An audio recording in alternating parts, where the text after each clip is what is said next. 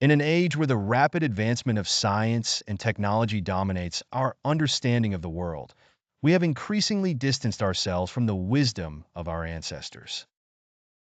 The roles that were once held with reverence, particularly those of female healers, oracles, and spiritual guides, have been marginalized or outright dismissed. This displacement has had profound consequences, not just on a societal level, but on an individual level as well. This book explores the possibility that certain self-destructive behaviors observed in contemporary young women, such as cutting, substance abuse, involvement in the sex industry, and alignment with subcultures outside mainstream norms, are not simply the result of psychological distress. Instead, these behaviors may be manifestations of a deeper, unconscious connection to the roles their ancestors once held as healers and spiritual guides. Through the lens of Dr. Rupert Sheldrake's theory of morphic resonance, this book will explore how these ancient practices and identities continue to echo through generations, influencing behavior in ways that are both misunderstood and stigmatized today. The ancient role of female healers.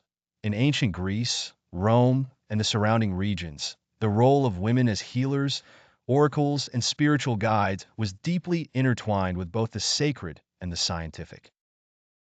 These women were often seen as intermediaries between the divine and the earthly, possessing knowledge that spanned the realms of medicine, spirituality, and ritual.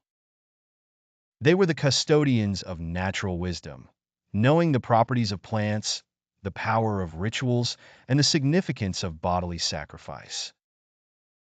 Rituals of healing. The practices of these healers often involve the use of natural substances, herbs, poisons, venoms, which they would sometimes introduce into their own bodies.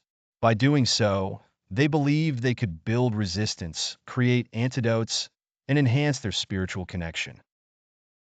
This process was both a physical and spiritual act, blending the boundaries between healer and patient, human and divine. Marginalized sacred.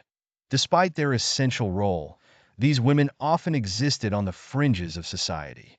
Their knowledge and practices were both revered and feared, placing them in a liminal space outside mainstream norms. This marginalization was not necessarily negative. It was a recognition of their unique position in society, one that required them to engage in practices that were both sacred and taboo. Morphic resonance. Dr. Rupert Sheldrake's theory of morphic resonance suggests that patterns of behavior, habits, and knowledge are transmitted through a non-genetic, collective memory field that influences subsequent generations.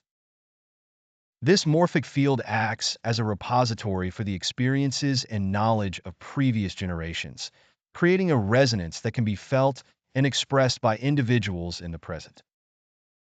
Collective memory of female healers. The roles and practices of ancient female healers are embedded in this morphic field, creating an unconscious resonance that continues to influence behavior across generations.